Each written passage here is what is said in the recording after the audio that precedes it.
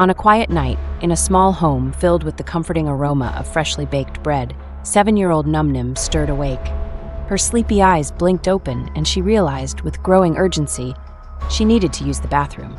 Swallowing the lump of nervousness in her throat, she slipped out of her warm bed and padded down the hallway in her tiny slippers. The restroom was at the far end of the hall, but between her and her destination lay her greatest nightly challenge: passing the dark, silent kitchen. To Numnim, the kitchen felt different at night, bigger, darker, and far more menacing. But it wasn't just her imagination. Every night she'd seen something strange, a shadow, a large, looming figure hiding in the corner of the kitchen right by the door. It sent shivers crawling up her spine, planting fear deep in her chest. Tonight was no different. As she neared the kitchen, her little legs slowed to a halt, her breath hitching in her throat. And there it was, a shadowy figure, its outline just barely lit by the pale moonlight streaming in through the window. Numnim's heart raced in her chest like a drum. With all the courage she could muster, she clenched her fists, took one big breath, and bolted past the kitchen as fast as her small legs could carry her. Moments later, trembling beneath the safety of her blanket, she whispered to herself, "A ghost. There's a ghost in the kitchen."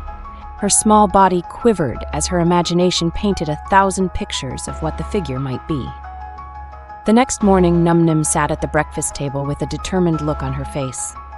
"Mom, there's a ghost in the kitchen. I see it every night." Her mother paused, mid-sip of her tea, and suppressed a soft chuckle. "Oh, sweetheart, I think maybe you're just seeing things because it's dark. Shadows can play tricks on us, you know." "No, Mom, I'm serious," Numnim exclaimed, her little fists pounding the table. "It's big and dark and spooky." Her mother looked at her daughter's resolute, frightened expression and smiled gently. "All right, Numnim, tonight I'll go with you. We'll face this kitchen ghost together." As night fell once more, Numnim clung tightly to her mother's hand, her small fingers digging into her mother's palm as they approached the kitchen. At the doorway, she pointed with a trembling finger. "There, it's there!" Her mother squinted in the dim light, and sure enough, she saw it, an ominous shadow huddled in the corner. Her heart skipped a beat, but she steadied herself. "Let me turn on the light," she said firmly, and reached for the switch. Click! The kitchen flooded with warm light, and the shadow vanished in an instant. Wide-eyed, Numnim and her mother crept into the room, holding their breaths. What they found made them laugh so hard they had to hold their stomachs. Sitting comfortably in front of a small bowl on the floor was Fatty Black, their neighbor's ridiculously chubby black cat.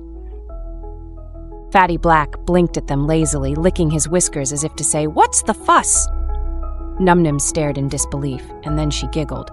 All this time, her terrifying ghost had been a sneaky, food-loving feline. From that night on, Numnim was no longer afraid to pass the kitchen. In fact, she and Fatty Black became fast friends. Each night, when she passed the kitchen on her way to the bathroom, she'd peek in to see her unexpected companion munching away, always with a little smile on her face.